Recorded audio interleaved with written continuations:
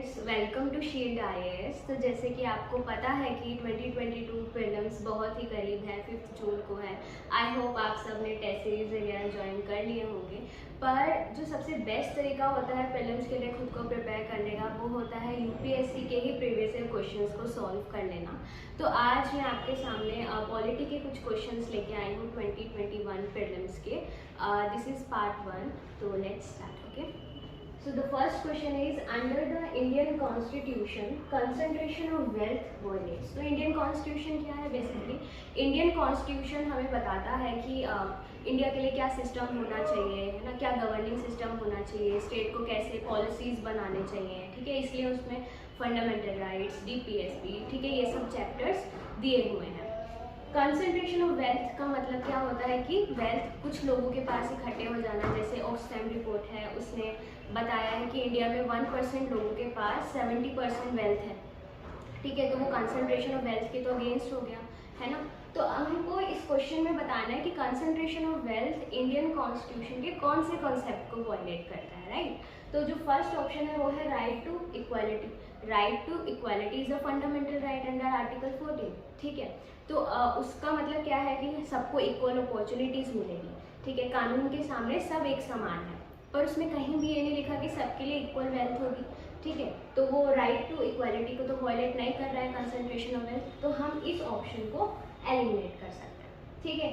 फिर है ये right to freedom. Right to freedom is also a fundamental right under article 19, जिसमें क्या बात की गई है कि हम किसी के भी साथ एसोसिएशन बना सकते हैं, कहीं भी घूम फिर सकते हैं, कहीं भी रह सकते हैं, पर उसमें कहीं भी स्पेसिफिकली मेंशन नहीं है कि कंसंट्रेशन ऑफ वेल्थ नहीं होना चाहिए, है ना।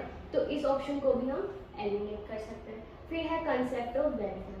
वेलफेयर के कॉन्सेप्ट में क्या क्या आता है कि मतलब गवर्नमेंट को ऐसी पॉलिसीज बनाने चाहिए जिससे लोगों का इकोनॉमिकली लोग अच्छा डेवलप करें, ठीक है, सोशली डेवलप करें, पॉलिटिकली डेवलप करें, ताकि इंक्लूसिव सोसाइटी बन सके।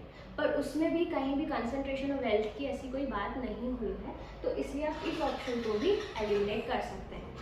अब रही बात डीपीएसपी की। तो डीपीएसपी क्या है? डायरेक्टिव्स है, स्टेट को डायरेक्टिव दिए गए हैं कि मतलब आपको ऐसे पॉलिसीज बनाने हैं, ठीक है। तो उसमें एक आर्टिकल है, आर्टिकल 39C, जिसमें इस टर्म का डायरेक्ट मेंशन हुआ है। देखो, article 39C says State shall direct its policies toward ensuring that the operation of economic system does not result in concentration of wealth। उसमें डायरेक्टली बोला है कि ऐसा कोई भी सिस्टम स्टेट को नहीं बनाना चाहिए कि जिसमें वेल्थ जो है कुछ ही लोगों के पास इकट्ठी हो जाए, यानी कि concentration of wealth violates DPSP. तो इसका राइट आंसर हुआ ऑप्शन बी। ओके,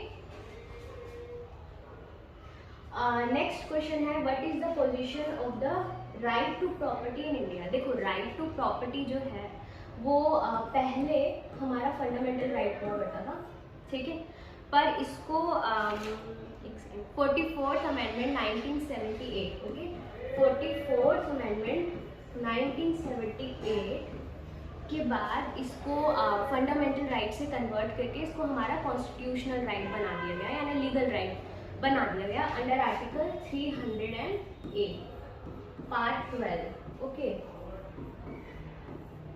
तो ये है fundamental right, right to property का प्रेजेंट स्टेटस।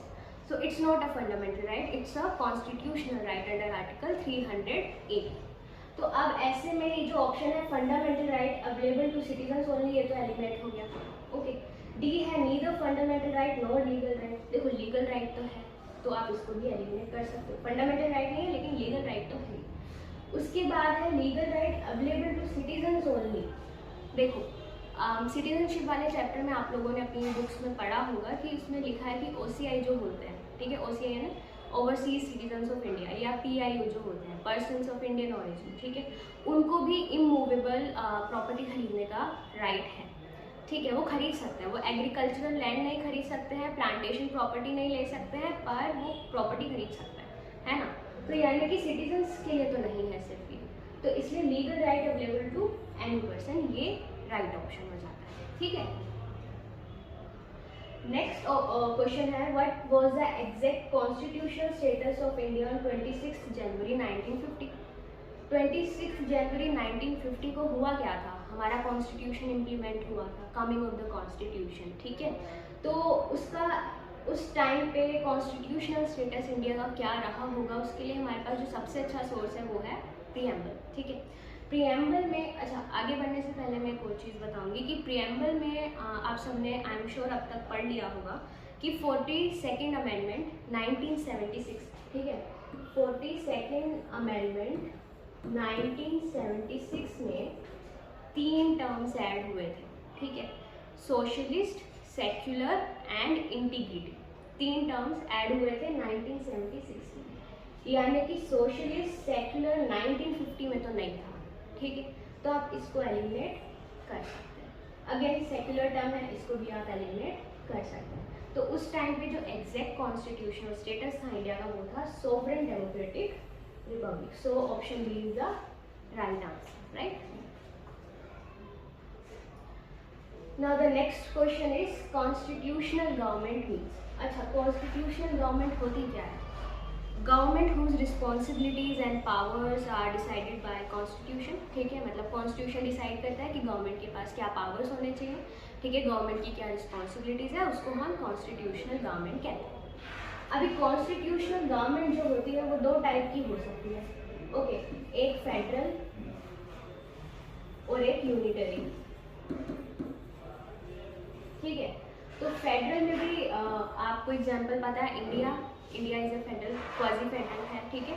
यूएसए फेडरल है।